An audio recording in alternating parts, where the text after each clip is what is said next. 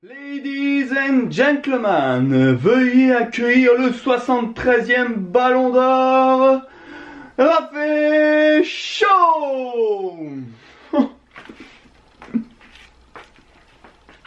Merci beaucoup. Quelle émotion, vraiment. Je m'y attendais pas du tout. Voilà.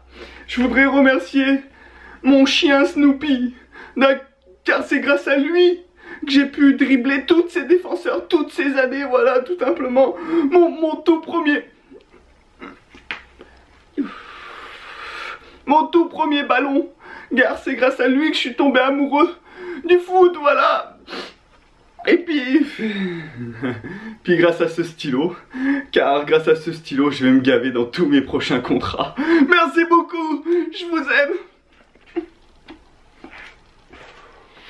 Mais quel bonheur mes assassins de vous retrouver pour parler du scandale du Ballon d'Or. C'est un vol, c'est la défaite de la Coupe du Monde. On en parle tout de suite. Alors pourquoi je dis que c'est un scandale?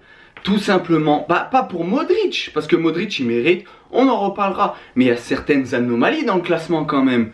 Quand tu vois que Varane il est 7ème, mais c'est pas normal ça. Agüero il est dans les 20, Suarez aussi. Mais oh, vous êtes sérieux là ou quoi? Pour moi là, c'est la défaite de la Coupe du Monde.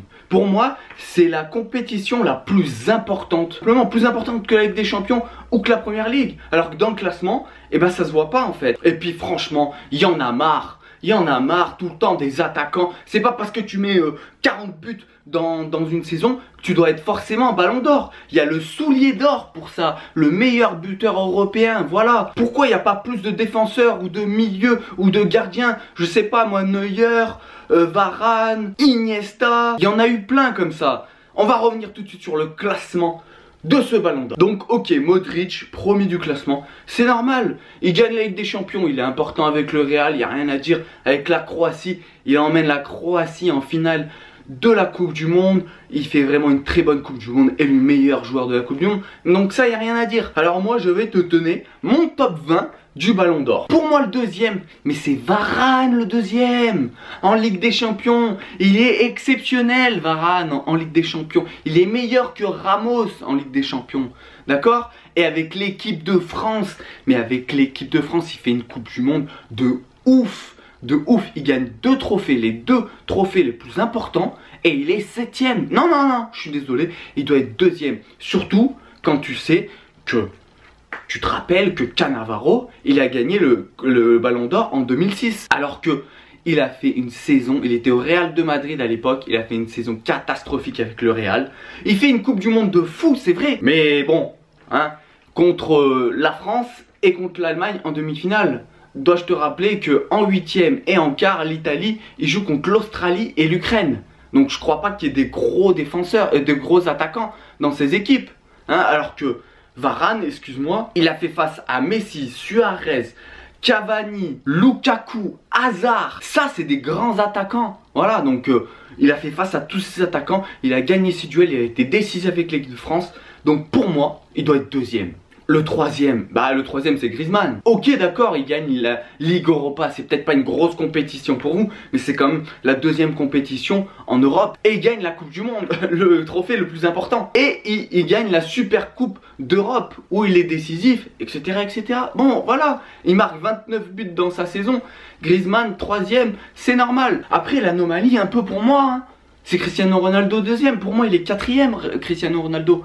Bah oui, bon, il gagne la Ligue des Champions, il est meilleur buteur de la Ligue des Champions, pas de souci, il marque 4 buts en Coupe du Monde, mais bon, 4 buts en Coupe du Monde en poule, il est éliminé en 8ème de finale, il va pas très loin, il marque 39 buts dans la saison, ok, c'est vrai, mais comparé aux 3 autres, bah pour moi il est en dessous cette année.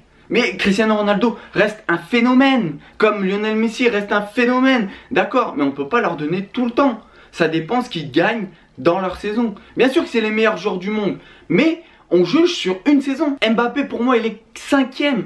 Bah oui, il gagne la Coupe du Monde. Il marque 4 buts en Ligue des Champions. Certes, ils se font éliminer en 8e. C'est vrai, c'est ce qui le pénalise un petit peu. Mais ça a été le petit chouchou de cette Coupe du Monde. Voilà, meilleur espoir de la Coupe du Monde. Ensuite, Messi, il marque 41 buts dans la saison. Il est soulier d'or européen. Il gagne le championnat d'Espagne. Par rapport à la Ligue des Champions et à la Coupe du Monde, c'est pas grand chose. Éliminé en 8e de finale en Coupe du Monde, en quart de finale de Ligue des Champions, intrinsèquement, bien sûr que il est exceptionnel. C'est le meilleur joueur du monde avec Cristiano Ronaldo, on est d'accord. Le numéro 7, c'est Mohamed Salah. Il marque 30 buts cette saison. Il est finaliste de la Ligue des Champions. Il marque 10 buts en Ligue des Champions. Mais au final, sa saison, il a 0 titre. En Coupe du Monde, il passe pas le premier tour. Il finit 2e du championnat anglais. Certes, il est meilleur buteur du championnat anglais, ok. Mais voilà, on peut pas juger que sur les buts non plus. Voilà, pour moi, le 8e, c'est Hazard parce qu'il fait une Coupe du Monde de fou.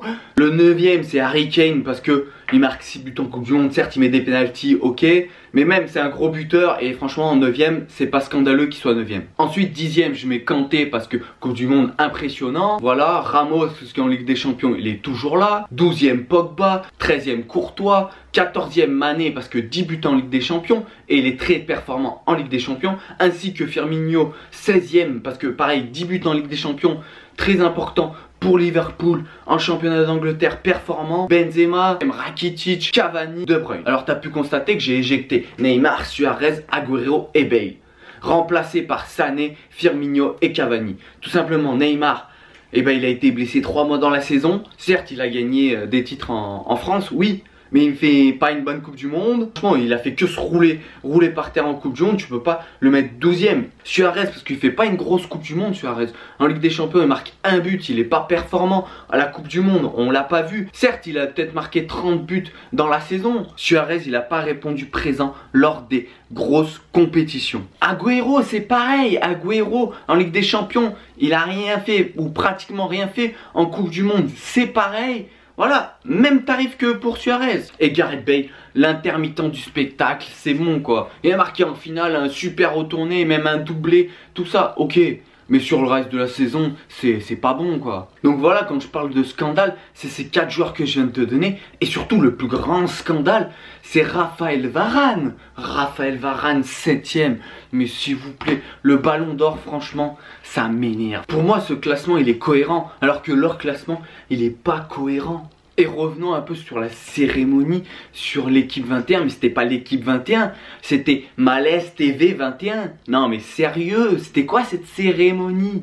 Oh, que des malaises. Quand tu vois que David Ginola dit à Mbappé, est-ce que tu connais Martin Solveig? Et que lui il te répond non. Ah ouais d'accord, donc t'invites un DJ que personne connaît en fait. Non mais sérieux. Et puis surtout quand Martin Solveig, il y a le ballon d'or féminin, le premier ballon d'or féminin de l'histoire. Et lui, il lui dit quoi? Tu sais twerker? Non mais, c'est quoi l'image de la femme que tu renvoies là? Non mais franchement, c'est pas un scandale ça? Bon après il s'est bien rattrapé avec une petite danse et tout. C'était une blague, c'est vrai. Mais c'est une blague que tu dois pas faire. Et surtout ils essayaient, et Martin Solveig il essayait de danser, de mettre l'ambiance et tout. Tout le monde était assis. Tout le monde était assis comme ça à le regarder. Il faisait le pantin. Voilà, il a fait le cirque. Non mais n'importe quoi cette cérémonie. Voilà, je te laisse mettre en commentaire au moins ton top 3 du Ballon d'Or pour voir ce que tu dis. Voilà, explique-moi en commentaire, voilà ce que tu as pensé de cette cérémonie, si c'est logique, le classement que j'ai dit, si c'est logique leur classement, etc., etc. Je te laisse faire en commentaire. Pour être au courant de toute l'actualité sportive, je t'invite à me rejoindre dans tous mes réseaux sociaux, d'aller voir dans la description et de t'abonner, partager, commenter et liker cette vidéo. C'était fait pour vous servir. Restez branchés, on est ensemble mes assassins et faites-moi rêver. Pistolero, pistolero, pistolero. Y'a le bus, y'a le zeyo, jamais trop, jamais de risque zéro. J'suis taureau.